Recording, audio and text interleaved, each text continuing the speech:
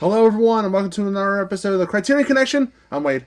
And I'm still Joe. And this is the first episode with you, Joe. You've been kind of busy at work, so, we've had some scheduling issues, but we're here, and we're here to talk about a 2020 film. This is the first 2020 film we've talked about on the show. Maybe. We're talking about it was nominated for Best Documentary at the Oscars, the Academy Awards, called Time. So good luck searching this movie. Time.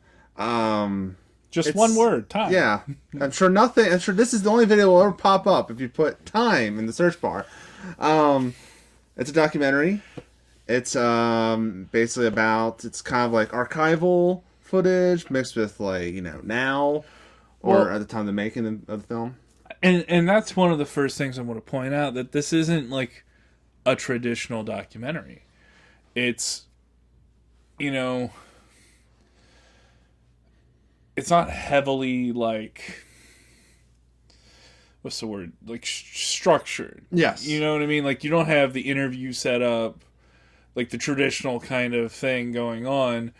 It's a lot of just watching how Sybil goes through life and watching what her and her kids do and seeing her with her talks that she does. And it has this very unedited feeling. You know what I mean? Yeah, it feels like a train of consciousness. It's like her present day, but she's thinking about the past. Yeah.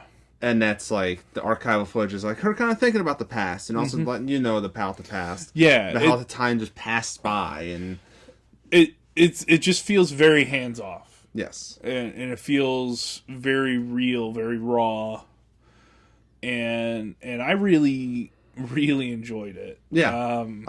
Just a synopsis, basically, it's Sybil. She has, I believe, 6 kids or 5 kids. And then she has 6 kids. Okay. And her and her husband, 21 years ago, robbed a bank. Yeah, her husband, and his nephew went to rob a bank because their business wasn't doing well, and they were trying to make ends meet. Made a bad choice. She gets sentenced to 3 years. Yeah, okay. She served 3 years. Oh, she served 3 She might have been sentenced. I think she was sentenced to 12 or something.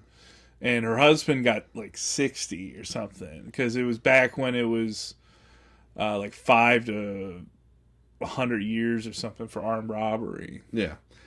And it's, just a documentary talking about how, they made a mistake, but it's trying to amend that and trying to bring redemption. A family home. Yeah. Yeah.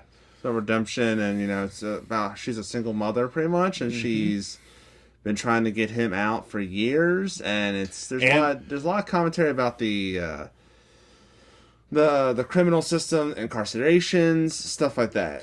Yeah, and she was pregnant, I think right before she was released, and so she had twins at one point. So it's pretty heavy, because the twins are kind of our measuring stick of time. Yeah. Because her husband's locked up when the twins are born. And by the end of the movie, they're about to turn 18. Yeah, they're pretty much men. Right. They literally have grown up without their father really being present in the home. Yeah. Now, he might have been present, through phone calls and letters and stuff, but he wasn't present at home, and it was her having to do this. Her being an activist, not only trying to get her life on track after a felony, but also dealing with all these kids and dealing with a husband that's still stuck in the system, that, he could be dead by the time he gets out if he doesn't get paroled. Yeah, and those kids will be in their 40s. Right. Yeah, it's just it's a brisk documentary. Mm-hmm. It's only 82 minutes. Yep. They squeezed 21 years into 82 minutes, which is a marvel in its own. Mm-hmm. It didn't take 12 years to make like other movies, like Boyhood. I think that's on Criterion, isn't it? We watched it on Prime. Did we do Boyhood? I don't know if we've done Boyhood yet. Yeah. But I want to talk about Boyhood. Yeah, so I mean, there's not much to talk about this film. It's it's a brisk documentary. I mean, you can't really say the performances are good because they're real.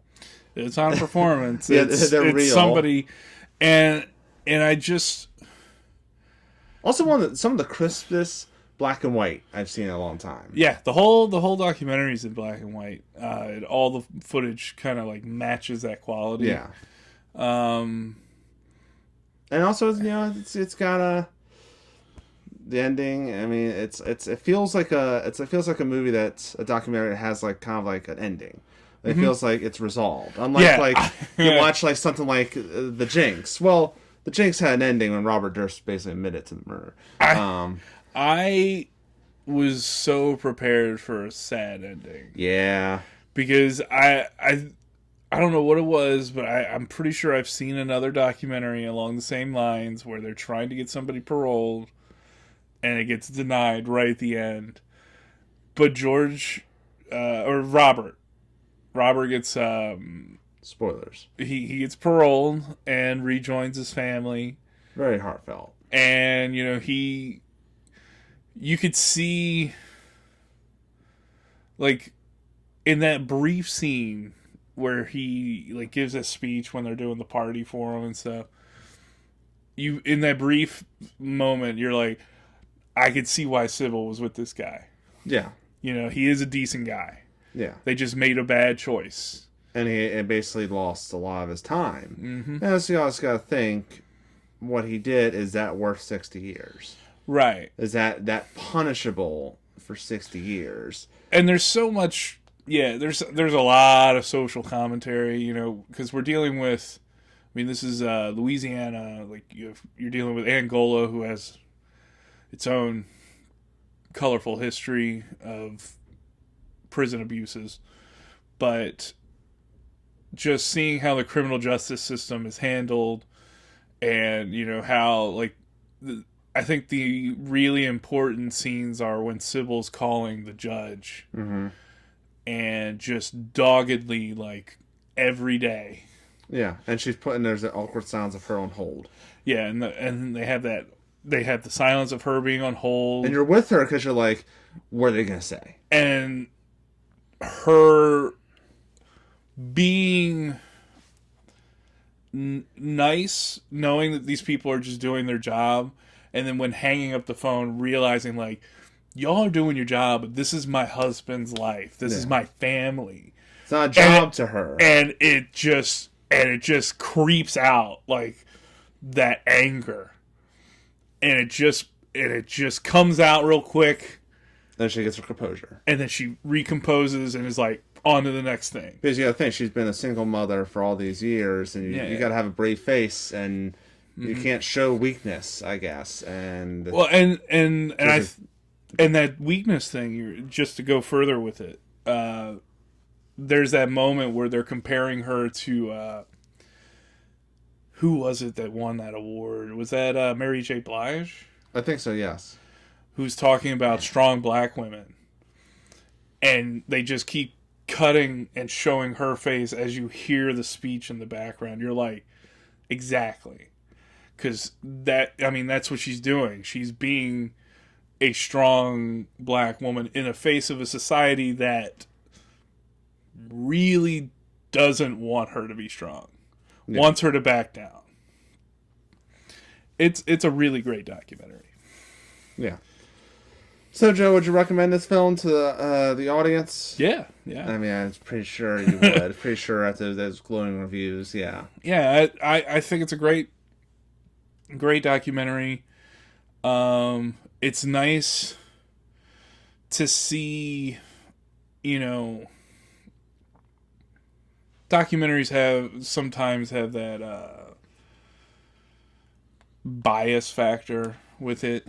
I just think this is a really nice, like, you see those elements of like just ultra real raw emotion and authentic, and then you're also seeing a bit of a performance. Yeah, I would also recommend the film to the general audience. Everything you said. So what do you think about Time? Let us know in the comment section below what you think. Is there another documentary we should do on Criterion? There's a lot of them. Let us know. Like, subscribe, share, and also follow us on Instagram, Condish Productions, where you get everything, any updates with like the next Criterion Connection, B-Movie Den, or even stuff like film. There's a new film that we're putting out soon, so there's that. And I'm about to do something. Scott knows about it. Joe does not know about it. We're going to do a gimmick month next month in February 2022. We're doing a gimmick month. Do you have any guesses what it is? No. We are going to do, for the entire month of February, we're going to do Wes Anderson films.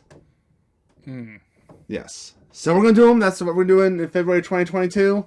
So that's a whole month of us doing that. But during that month, you can put some like suggestions, because there's not going to be any gimmicks for March or any foreseeable future. We're just doing this for fun. And also, maybe Scott will be on an episode, because he loves Wes Anderson too, I hear.